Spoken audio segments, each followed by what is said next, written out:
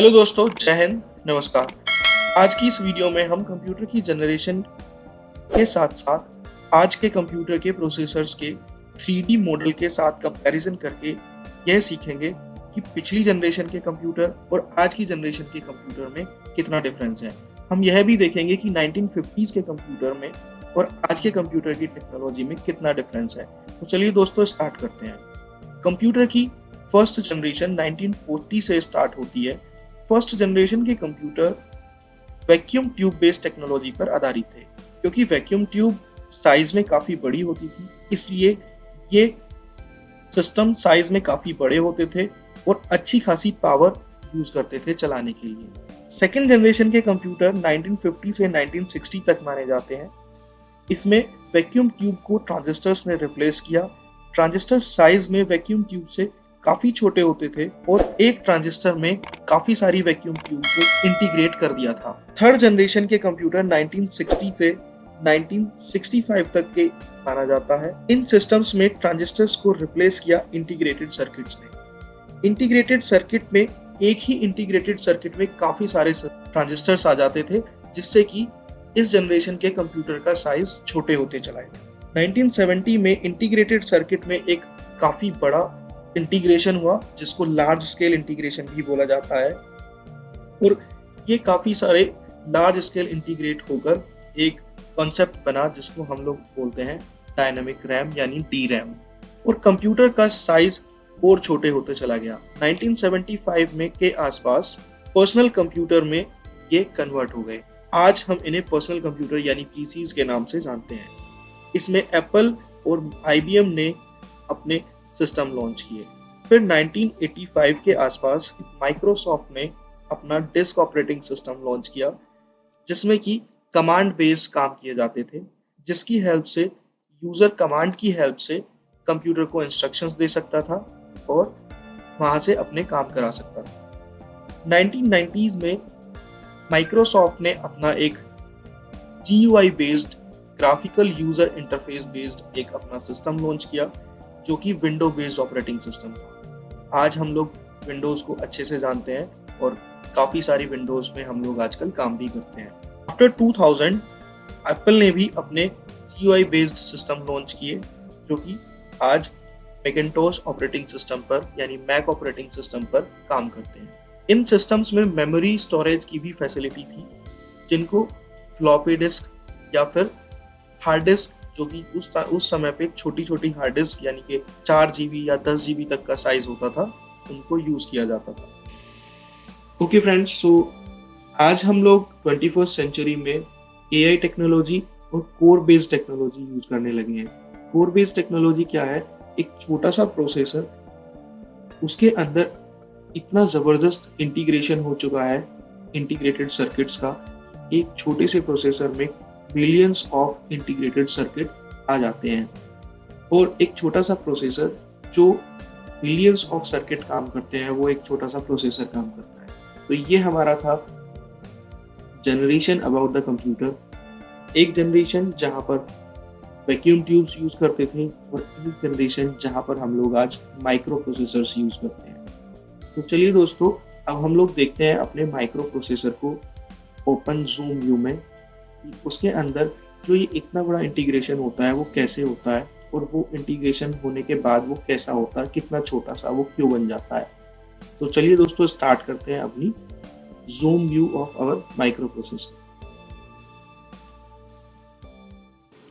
So here you can see this is the computer, और इस तरह से हमारे कंप्यूटर में बहुत सारी चीज़ें होती हैं जो एक छोटे से कैबिनेट में होती हैं। ये सारी चीज़ें हमारी, और ये सब मिलके हमारा एक कंप्यूटर सिस्टम बनता है। आप यहाँ पर मेरी स्क्रीन पर देख सकते हो कि there are some various components available in the system. तो आज हम इन सभी कंपोनेंट्स को डिटेल में पढ़ेंगे, ओपन करके पढ़ेंगे। तो पहले हम लोग स्टार्ट करेंगे अपने CPU से। तो इस जर्नी को हम लोग स्टार्ट करने जा रहे हैं अपने CPU से, that is central processing unit, जिसको हम कंप्यूटर का ब्रेन भी बोलते हैं। This is central processing unit. इसके टॉप पर एक इंटीग्रेटेड हीट स्प्रेडर लगा होता है और इसके अंदर एक छोटा सा मेटल पैकेज होता है जिसके अंदर इंटीग्रेटेड सर्किट होता है। This is called die and ये डाई माउंटेड होती है प्रिंटेड सर्किट बोर्ड पर जो कि 1200 कनेक्शन पॉइंट्स में डिस्ट्रीब्यूटेड रहता है। Integrated circuit is distributed in few different sections जिसमें से मेन 10 कोर्स होती हैं। हम यहाँ पर 10 कोर्स सिस्टम के बारे में बात करने जा रहे हैं एंड इन सभी 10 कोर्स में हमारे सारे प्रोग्राम्स और इंस्ट्रक्शंस होते हैं। हर एक कोर काफ़ी कॉम्प्लिकेटेड होती है। आप ये इस वीडियो में डायग्राम में देख सकते हैं। अगर इसको अधिक जूम करें, इससे ज़्यादा अगर हम इसको जूम करेंगे तो हमें क्लियरली विजिबल होंगे कि कितने सारे इसमें ट्रांजिस्टर्स होते हैं। अब हम इसको थोड़ा ज़्यादा जूम करके देखते हैं। अगर जब हम इसको ज़्यादा जूम करेंगे तो हमें इंडिविजुअल सर्किट दिखाई देंगे। यहाँ पर आप देख सकते हो कि इस छोटे से डायमीटर में approx 8 to 10 billion integrated circuit available हैं इस छोटे से एक डायमीटर में, और ये सारे मिलकर बिलियंस ऑफ ऑपरेशन परफॉर्म करते हैं हर एक सेकंड में। एक सेकंड में ये सारे बिलियंस ऑफ ऑपरेशंस परफॉर्म करते हैं। अब आप यहाँ देख सकते हो हर एक कोर के साइड में एक L3 मेमोरी होती है जिसको हम कैशे मेमोरी बोलते हैं। यहाँ पर आप ये जो येलो एरिया है इसको देख सकते हैं। This is called L3 cache memory. और सबसे राइट तो इंटीग्रेटेड ग्राफिक्स प्रोसेसर होता है। टॉप लेफ्ट में मेमोरी कंट्रोलर होता है और राइट में सिस्टम एजेंट या प्लेटफॉर्म आईओ भी हम इसको बोलते हैं, वो होता है जो कि मदरबोर्ड के चिपसेट के साथ में कम्युनिकेट करता है। अब देखते हैं मदरबोर्ड में क्या क्या होता है। मदरबोर्ड में काफ़ी जटिल सर्किट होता है। एक सर्किट बोर्ड होता है जो बहुत ही ज़्यादा डिस्ट्रीब्यूटेड, बहुत ज़्यादा जटिल होता है, जो कि हंड्रेड्स ऑफ वायर के साथ में, जो थाउजेंड्स ऑफ वायर के साथ में जुड़ा रहता है। ये पूरा सर्किट थाउजेंड्स ऑफ वायर के साथ जुड़ा हुआ है। इसमें माइक्रोचिप्स होती हैं, इसमें कंपोनेंट्स होते हैं, इसमें सर्किट्स होते हैं, पोर्ट्स होते हैं, इसमें स्लॉट्स होते हैं, हेडर्स होते हैं और कंट्रोलर्स होते हैं। इसमें एक काफ़ी इम्पोर्टेंट पार्ट होता है इसका जिसको हम लोग चिपसेट बोलते हैं। जो चिपसेट क्या होता है, ये काफ़ी महंगा होता है और ये चिपसेट प्रोसेसर के सिस्टम एजेंट के साथ में जुड़ा होता है जो डायरेक्टली वायर्स के थ्रू कनेक्टेड रहता है। तो ये हमारा कंप्लीट एक प्रोसेसर होता है जिसकी फंक्शनिंग किसके साथ, मदरबोर्ड के साथ में इस तरीके से होती है, आपने देखी। तो this is simple a processor. चलिए दोस्तों, अब मैं आपको दिखाता हूँ कि किस तरीके से हमारा एक ब्लॉक डायग्राम होता है कंप्यूटर में और कैसे हम लोग ALU CPU में ALU कंट्रोल यूनिट रजिस्टर्स को मैनेज करते हैं। So this is the block diagram of my computer CPU. In this CPU you can see there is a control unit जो कि मैंने आपको बताया कंट्रोल करती है इंस्ट्रक्शंस को, यूजर्स के थ्रू जो इंस्ट्रक्शंस आते हैं उनको कंट्रोल करती है। नेक्स्ट आप देख रहे हैं कि this is the processor and in this processor we have some registers जो कि मैंने अभी आपको दिखाए हैं जो ट्रांजिस्टर्स की फॉर्म में थे। कॉम्बिनेशनल सर्किट जिसको हम लोग ALU भी बोलते हैं, ये ALU हमारा कंप्लीट काम करता है calculation, scientific calculation, logical calculation पर। इन रजिस्टर्स में कई सारी तरह के रजिस्टर्स होते हैं यहाँ पर, जिनका नाम अगर मैं आपको बताऊँ तो डाटा रजिस्टर्स होते हैं, एड्रेस रजिस्टर होते हैं, MBR होते हैं।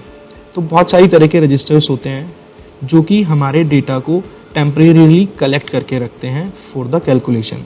अगर देखिए हम लोग यहाँ पर रजिस्टर्स यूज़ ना करें, हमारे सिस्टम में रजिस्टर्स ना हो, मेमोरी यूनिट ना हो हमारे प्रोसेसर में, तो कंप्यूटर को हर एक डेटा को प्रोसेस करने के लिए उसको या तो रैम से डेटा उठाना पड़ेगा या फिर सेकेंडरी स्टोरेज से डेटा उठाना पड़ेगा, जिसकी वजह से हमारे प्रोसेस की स्पीड स्लो हो जाएगी। तो ये क्या होते हैं, कुछ छोटी छोटी कैलकुलेशन के टाइम पे जब कुछ चीज़ों की ज़रूरत होती है तो वो जो फ्रीक्वेंट डेटा होता है वो इन रजिस्टर्स में सेव होते रहता है, और जब वो डेटा कंप्लीट प्रोसेस हो जाता है तो उस डेटा को उठाकर कंप्लीट या तो कैशे मेमोरी में भेज दिया जाता है अगर वो फ्रीक्वेंट यूज़ हो रहा है तो, और अगर वो फ्रीक्वेंट यूज़ नहीं हो रहा है तो उस डेटा को उठाकर रैम में भेज दिया जाता है। अब आप चाहो तो उस डेटा को रैम से सेव कर सकते हो अपने सेकेंडरी स्टोरेज में, या फिर आप उसको डिलीट कर सकते हो। तो इस तरीके से हमारा कंप्लीट प्रोसेस होता है।